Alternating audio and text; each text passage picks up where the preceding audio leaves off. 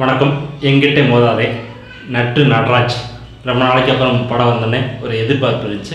இந்த படத்தோட ட்ரெயிலர்னு பார்த்தீங்கன்னா ரஜினி கமல் அப்படின்னு ரெண்டு பேரும் ஃபேன்ஸுகளுக்கு இடையில் நடக்கும் ஒரு போராட்டம் மாதிரி வந்து காமிச்சிருந்தாங்க.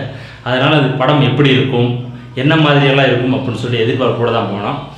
கடைசியில் பார்த்தீங்கன்னா இந்த படம் இயக்குனர் ரசிகர்கள் சண்டைக்காக வந்து முன்னிறுத்தி கதையை நகர்த்தி கொண்டு போகிறாரா, இல்லைன்னா வந்து இந்த ரசிகர்கள் சண்டையை வைத்து எப்படி அரசியல் பண்ணுறாங்க அப்படின்றத வந்து முன்னிறுத்த போகிறாரா, இல்லைன்னா இந்த படத்தை வந்து காதல் கதையாக கொண்டு போகிறாரா அப்படின்றத வந்து அவரே கன்ஃபியூஸ் ஆகிருக்கிறது மாதிரி தெரியுது.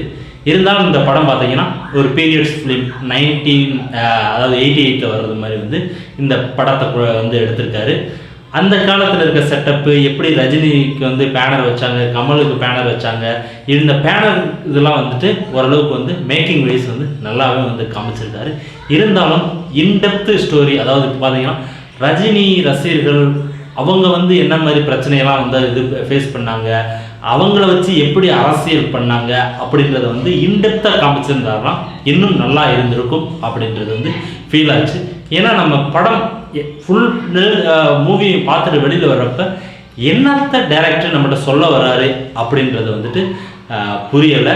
அவர் சொன்ன வந்ததை வந்து கரெக்டாக நம்மகிட்ட கன்வே பண்ணலையா, இல்லைனா நம்மளால் புரிஞ்சுக்க முடியலையா அப்படின்ற ஒரு கன்ஃபியூஷனோடு தான் படம் முடிஞ்சு வெளியில் வந்தப்போ இருந்துச்சு. ரஜினியை ரசிகர்கள் மட்டும் கொஞ்சம் தூக்கி காமிச்சிருக்க மாதிரி இருந்துச்சு. பார்த்தீங்கன்னா கமல் ரசிகராக வந்து காமிக்கிற அப்பாலஜியை ஓரளவுக்கு வந்துட்டு அண்டர் பிளே பண்ண வச்சுருக்காரு. நட்டு மட்டும் தான் வந்துட்டு பயங்கரமாக வந்து இந்த படத்தில் ஃபுல் மூவியை வந்து ஒரே ஆளை வந்து தூக்கி சுமந்துருக்காரு.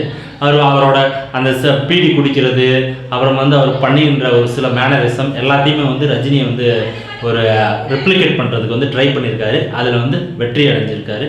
ஓவரால் அந்த படத்தை பார்க்குறப்ப மேக்கிங் வைஸ் வந்து ஓரளவுக்கு நல்லாவே பண்ணியிருக்காங்க.